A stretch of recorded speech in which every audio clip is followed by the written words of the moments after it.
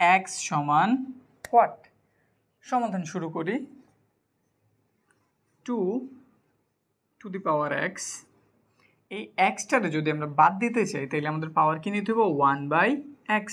ঠিক আছে, এই পাশটাতে এক্স লিখলাম, তার সাথে পাওয়ার কত? 32। তাইলে 32 বাদ দিতে চাইলে আমাদের কি লিখতে হইব? 1/32। কিন্তু এইখানে নিচে আমি 1/x, এখানে নিচ্ছি 1/32, কেমন জানি মিলতেছে না। তাইলে আমি এইখানে যেহেতু 32 নিছি, এইখানটা তো কত লিখতে পারি? 32। তাহলে ইন্টু দিয়ে লেখা দিলাম 32। এইখানে যেহেতু আমি এক্স নিচ্ছি, এখানে আমি কত লিখতে পারি? এক্স লিখতে পারি। তাহলে ইন্টু দিয়ে এইখানটা তো কত লিখে দিলাম? এক্স। তাইলে ঘটনাটা কি ঘটবো?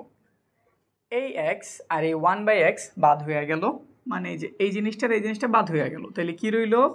2^1/32।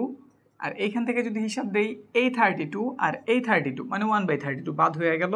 তাহলে কত রইল? x^1/x। আমরা যেহেতু বের করতেছি এক্স এর মান, তাইলে এক্সটাকে আমরা হাতের বাম পাশে নিয়ে এসে পড়ি। x^1/x is equal to 2/1/32।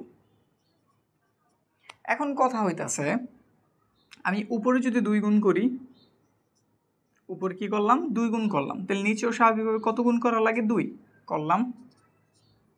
x1/x এটা যেমন আছে ওই রকমই 2। এইখানে যদি 2 এর উপর স্কোয়ার করি কত হয়ে যায়? 4। আর এইখানে 32 দুগুণে কত হয়? 64। x1/x কাজটা যেহেতু বুঝছি, আমি উপরে 2 গুণ করছি, নিচেও 2 গুণ, তাহলে এখানেও সেম কাজটা করি। উপরে কত গুণ করলাম? 2। তাহলে নিচেও তো 2 গুণ হওয়ার কথা। 64 যদি আমরা 2 দ্বারা গুণ করি কত হয়? 128। নিচের লাইন x1/x, 4 এর উপর কি আছে? স্কোয়ার। তাহলে কত হয়ে গেল? 4 এর স্কোয়ার 16। এখানটাতে রয়ে গেল 1/128। সেম প্রসেস আবারও চালাইতে থাকি। 16 আছে, লিখলাম, তার উপরে পাওয়ার 1/128। উপর আবার 2 দিয়ে গুণ করি, নিচে আবার 2 দিয়ে গুণ করি। তো উপরে 2 একে 2, নিচে যদি আমরা 128-তে 2 দ্বারা গুণ করি হয়ে যায় 256।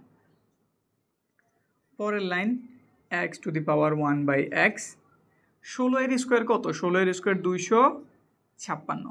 আমরা এই জিনিসটার জন্য ওয়েট করতেছিলাম যেন কখন আমাদের এই মানটা আর এই পাওয়ারের মানটা সেম সেম হয়।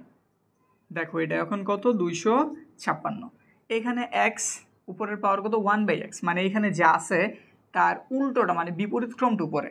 আবার এখানে আছে 256, এটারও বিপরীত ক্রম, মানে 1/x 256 উপরে। এমন থাকলে আমরা এই পাওয়ারগুলির কি করে দিতে পারি? নাকচ করে দিতে পারি, মানে বাদ করে দিতে পারি। তাইলে x এর মান কত বের হইল?